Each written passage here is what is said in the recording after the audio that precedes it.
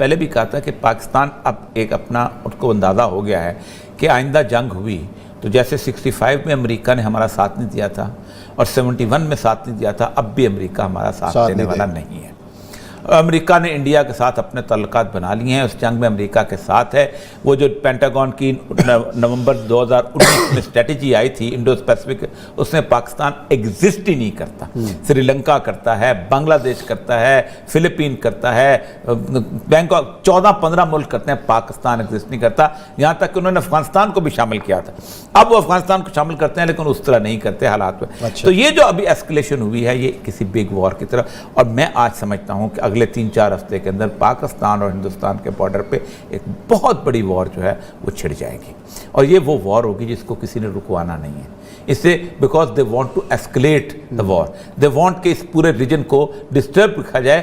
اگر ڈسٹرب نہیں رکھیں گے تو سی پیک کمپلیٹ ہو جائے گا۔ تو دنیا ان ثبوتوں کو سیریس نہیں لیتی، کیسے وہ ہم اس کو سمجھائیں دنیا کو کہ ہمارے ساتھ یہ ہو رہا ہے؟ یہ بہت اچھے ثبوت ہیں لیکن بہت لیٹ ہے، یہ بہت پہلے آ جانا چاہیے۔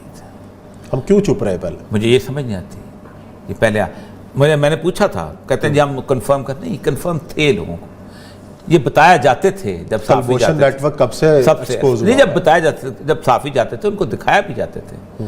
میں تو زمانے گورنمنٹ میں تھا، بریفنگ میں ہمیں بتایا جاتے تھے یہ ساری چیزیں، یہ چیزیں پہلے آ جانی چاہیے تھے۔ ہماری اصل مسئلہ یہ ہے کہ یہ ہے کہ ہمارے ہاں ایک عرصے سے 10-15 سال سے ہمارے ہاں انڈیا اپیزنگ انڈیا پالیسی رہی ہے، وہ ہماری پولیٹیکل لیڈرشپ کی بڑی عجیب و غریب خرابی تھی، ٹھیک؟ کیونکہ ظاہر بات ہے فوج کی لیڈرشپ کتنی بھی ہو، اس نے بولنا پولیٹیکل ماؤتھ سے ہے، یہ بہت بڑی مجبوری ہے، اور پولیٹیکل ماؤتھ اگر نہ بولنا چاہے تو باجوہ صاحب کھڑے ہو کے اگر کہہ دیں کہ انڈیا یہ کرتا ہے تو وہ پتہ کیا کہیں گے کہ باجوہ جو ہے لڑانا چاہتا ہے انڈیا کے ساتھ۔ نواز شریف تو نہیں لڑنا چاہتا تھا، زرداری تو نہیں لڑنا چاہتا تھا، یہ عمران خان تو نہیں لڑنا چاہتا، یہ تو فوج لڑنا چاہتی ہے جی، یہ فوجوں کا اپنا مسئلہ ہے۔ لیکن اس میں آپ کی کریڈیبلٹی ختم ہو جاتی ہے جب تک آپ وار کے ٹائم میں آپ کی کوئنسیڈنس نہ ساتھ ہو۔ اب آ گئے ہیں، لیکن اب صورتحال ایسی ہو چکی ہے عثمان صاحب کہ اب آپ کو کیا کریں گے آپ انٹرنیشنل؟ اب جو اس وقت اگر چائنا اینڈ کنٹینر اور چائنا کی جنگ چھڑی تو کیا امریکہ اقوام متحدہ سے پوچھے گا کبھی؟ چائنا وہاں ویٹو کر دے کہ جنگ بند کرو تو کیا ہوگا؟ امریکہ روک لے گا، امریکہ خود اس کو ویٹو کر دے گا۔ رشیا ویٹو کر دے تو کیا امریکہ روک لے گا؟ ہم بہت بڑی جنگ کے دہانے پہ کھڑے ہیں، پاکستان اس کو ریئلائز نہیں کر رہا۔ ہم وہ لوگ ہیں، ہمارے ساتھ ہونا وہ ہے کہ ہمارے ساتھ ہمیں وہ جسے کہتے ہیں نا خرگوش بنا کے اور شکار کسی اور کا کرنا ہے۔ شکار بیسیکلی نشانہ چائنا ہے، اور وہ ظاہر بات ہے۔ اس کے بعد جو رسول اللہ صلی اللہ علیہ وسلم کی بڑی کمال حدیث میں بار بار سناتا ہوں کہ خراب سندھ من الہند و خراب الہند من الصین، کہ سندھ میں اگر جو لڑائی ہوگی، اور ہمارے ہاں تو ہم تو سہ چکے، 15 سال سے سہ رہے ہیں، تحریک طالبان کی صورت میں ہم سہ رہے ہیں، الطاف حسین کی صورت میں ہم سہ رہے ہیں، بلوچ نیشنلزم کی صورت سے ہم سہ، ہماری تو خراب حدیث پوری ہو چکی ہوئی ہے۔ اب کس کے باری ہے؟ خراب الہند من الصین۔ اب چین نے تباہ و برباد کرنا ہے۔ یہ رسول اللہ صلی اللہ علیہ وسلم کی بڑی مشہور حدیث ہے جن میں تمام ممالک کے بارے میں گیا، اور انہوں نے تماشا دکھا بھی دیا ہے۔ اور اگر کوئی شخص یہ سمجھتا ہے کہ انڈیا پاکستان کی لڑائی ہوگی اور وہ گلگت بلتستان کا علاقہ ڈسٹرب ہوگا یا سی پیک کا ایریا ڈسٹرب ہوگا تو چائنا نہیں کودے گا، تو ان کی بہت بڑی غلط فہمی ہے۔ رشیا نہیں کودے گا، رشیا تو اس وقت کود گیا تھا افغانستان میں کہ جب اس کا وارم واٹر کی طرف پہنچنے کا کوئی راستہ ہی نہیں تھا، اس کا اپنے انٹرسٹ کو واچ کرنے۔ اس وقت چائنا سے زیادہ انویسٹمنٹ پاکستان میں روس کی ہے، آپ کی پوری سیلولر جو کمپنیز ہے روس لے چکا ہوا ہے، اس کی کمپنیز خرید چکی ہیں، اور بہت ساری انویسٹمنٹ ہے جو میڈیسن کے اندر بہت ساری ہو چکی ہوئی ہیں، وہ اپنے انٹرسٹ کو واچ کرنے آئیں گے۔ ہمیشہ ہوتا ہی کیا ہے، کسی ملک کے اندر جب کبھی حملہ کرنا ہوتا ہے، انٹرفیرنس کرنی ہوتی ہے، پہلے وہاں انویسٹمنٹ رکھی جاتی ہے۔ امریکہ بھی یہی کرتا ہے، پہلے وہاں انویسٹمنٹ کرتا ہے، پھر کانگریس کو کہتا ہے کہ یہ ہماری پیپلز منی ہے، ہم ان کو جناب پروٹیکٹ کرنے جا رہے ہیں، ہماری انٹرسٹ ہے، ہم ان کو پروٹیکٹ کریں۔ تو یہ مجھے لگتا یہ ہے کہ دسمبر کے اندر نومبر کے اینڈ دسمبر کے اینڈ کے اندر پاکستان جو ہے، اللہ تعالیٰ ہمیں حفاظت دے، اور یہی وہ آگے لیڈ کرے گی۔ نہیں، یہ تو وہ چیزیں نا جو آپ نقشہ کھینچ رہے ہیں، لیکن سفارتی محاذ پہ ہم نے کرنا کیا ہے؟ ہم نے سفارتی محاذ پہ آپ جائیں، دیکھا نا، آپ جائیں، یہ چیزیں آپ کے ایمبیسیز اس وقت صرف یہی کرنا چاہیے، یہ کر رہی نہیں کر رہی نا۔ میں پوچھا 8-10 ملکوں سے، نہیں کر رہی نا۔ ہم ایٹ وار، ہم میڈیا پہ آ کے ہم ایک گفتگو کر رہے ہیں, میڈیا آپ خود دیکھ لیں, میڈیا پتہ نہیں کدھر لگا ہوا ہے. نو باڈی از ایکچولی, میں آج کو بتاؤں آپ کو, نسیم انور بیگ صاحب کے گھر پہ ہم بیٹھے ہوئے تھے, آج سے 10 سال میں نے کالم لکھا تھا, تو ایک ایسے شخص, میں تھا, حمید گل صاحب تھے, وہ زیلم خان چچنیا والے صدر تھے جو پاکستان کے دورے پہ آئے ہوئے تھے, جو ان کو شہید کر دیا گیا تھا, 2 اور لوگ تھے. ایک شخص آئے بڑی روحانی کیفیت میں, اس طرح کے تھے کہ بیگ صاحب ایسے کھڑے ہوئے, بیگ صاحب کا قدرت اللہ شاہ والا کا وہ خرقہ تھا, کہ دیکھو انڈیا لالپور جٹاں کے راستے اس طرف سے پہلے حملہ ہوگا اور پھر وہ سیدھا گجرات اس طرف کے آئے گا, پھر نیچے وہاں سے ہوگا, لاہور شاید چھوڑ جائے لیکن اس کے بعد بہت بری مار کھائے گا. یہ اس زمانے کی ان کی پیشگوئی تھی اور ایگزیکٹلی وہی صورتحال نظر آ رہی ہے مجھے. جیسا کہ آپ کو علم ہے کہ فیض آباد کے اندر تحریک لبیک کے ذریعے تمام دھرنا جاری ہے, اور یہ سب مطالبات تو ایک ہی ہے ان کا کہ جی جو فرانس کے سفیر ہیں ان کو ملک بدر کیا جائے, واپس بھیجا جائے. اور 1.5 سال پہلے مجھے آج تک سمجھ نہیں, دیکھیں پہلی بات یہ بہت سینسٹیو سا ایشو ہے, اور یہ سینسٹیو اس لیے ہے کہ سید الانبیاء صلی اللہ علیہ وآلہ وسلم کی پوری امت کے سامنے گستاخی ہوئی. خادم حسین رضوی صاحب کا کوئی اور مطالبہ نہیں ہے.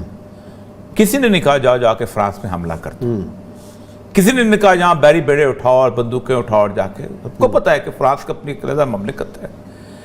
لیکن کمال کی بات یہ ہے کہ بھارت سے ہمارے تعلقات کشیدہ ہوں تو ہم ان کا سفیر واپس بھیج دیتے ہیں اور اپنا سفیر بھی بلا لیتے ہیں, لیکن ایک جگہ سید الانبیاء صلی اللہ علیہ وسلم کی بے حرمتی ہوتی ہے, پوسٹر لگتے ہیں, سب کچھ ہوتے ہیں, اور ہمارے پاؤں لرزتے ہیں. کوئی مطالبہ ہے؟ اتنے دنوں کے بعد وہ لے کے وہاں پہنچے ہیں. مجھے یہ بتائیے, فضل الرحمان کے دھرنے پہ کسی نے لاٹھی چارج کیا اس طرح جس طرح یہاں ہوا ہے؟ سراج الحق کے کیا؟ اس کا پی ڈی ایم کا دھرنے, عمران خان کے دھرنے پہ کیا آپ نے؟ نہیں کیا نا. پولیٹیکل چھوڑ دو یار کہ وہ شخص مولوی ہے, جو کچھ بھی ہے, ایک پولیٹیکل پارٹی ہے, اس نے لاکھوں ووٹ لیے ہیں, اور یہ میں سچی بات بتاؤں کہ جس طرح عمران خان صاحب اس کو مس ہینڈل کرنے کی کوشش میں ہیں, یہ بہت بڑی چنگاری ہے جو سلگ سکتی ہے. اس لیے کہ وہاں کوئی شخص اپنے کسی ذاتی میں سب کو جانتا ہوں, بڑے قریب سے میں نے ان کو دیکھا, انہوں نے کوئی شخص ذاتی قرض کے لیے نہیں کیا. یہ کہیں گے جی گمراہ کیا ہوا ہے, مذہب کو استعمال کرتے ہیں, تم نہیں کرتے رہے ہو.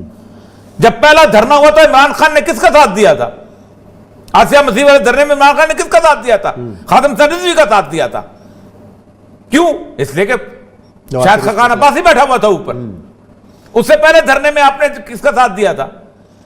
اس کا مطلب یہ ہے کہ آپ کی شکلیں بدلتی رہتی ہیں. رسول اکرم صلی اللہ علیہ وآلہ وسلم کی توہین ہوئی ہے, اور وہ جو نعرہ لگاتے ہیں میں تو کانپ جاتا ہوں.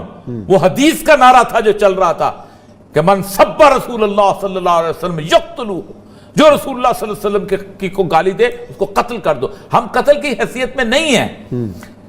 اب امبیسی تو چلتی رہے گی خان صاحب, سفیر بابا آپ کی امبیسی انڈیا کی چل رہی ہے نا, یہاں بھی چل رہی ہے, وہاں بھی ڈپٹی چارلز ڈی افیئر چلائے گا نا. آپ علامتاً ایک سفیر کو نہیں واپس بھیج سکتے رسول اکرم صلی اللہ علیہ وسلم کی اتنی بڑی حرمتی بے حرمتی کے باوجود. فرانس کے رہنے والے تو چپ ہو گئے, انہوں نے تو کر لیا. میں اپنے ملک میں بیٹھ کے, اور دوسرا ان کا بائیکاٹ کا ہے, وہاں بائیکاٹ کر رہے ہیں, وہ تو آلریڈی کر رہے ہیں. وہ تو آپ نہ بھی اعلان کریں تو کوئی مسئلہ نہیں ہے.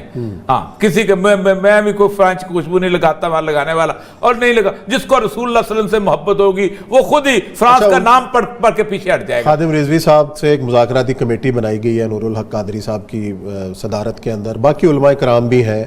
آپ کو کوئی رول ادا کرنے کے لیے کہا جائے تو آپ کیا ان سے میں تو حاضر ہوں, لیکن مجھے حکومت تو بتائے تو صحیح کہ کیا کر سکتے ہیں.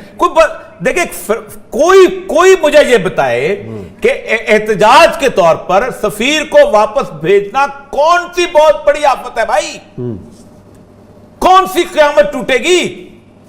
کیا فرانس پاکستان کی امداد بند کا آنا پاکستان کو نہیں دیتا؟ وہ کیا فرانس پاکستان کے شہریوں کو بھیج دے گا؟ کتنے پاکستان کے شہری وہاں پر؟ سارے وہاں پر نیشنلز ہیں. وہاں تو الجزائر کے لوگ بیٹھے ہوئے ہیں, وہاں تو تیونس کے لوگ بیٹھے ہوئے ہیں, وہاں تو موروکو کے لوگ بیٹھے ہوئے ہیں. پاکستان کے لوگ, پاکستان کے شہری تو ایسے ہیں کہ پورے پیرس شہر کے اندر پاکستانیوں کے جتنے ہوٹل ہیں ان کے اوپر انڈین کوزین لکھا ہوا ہے.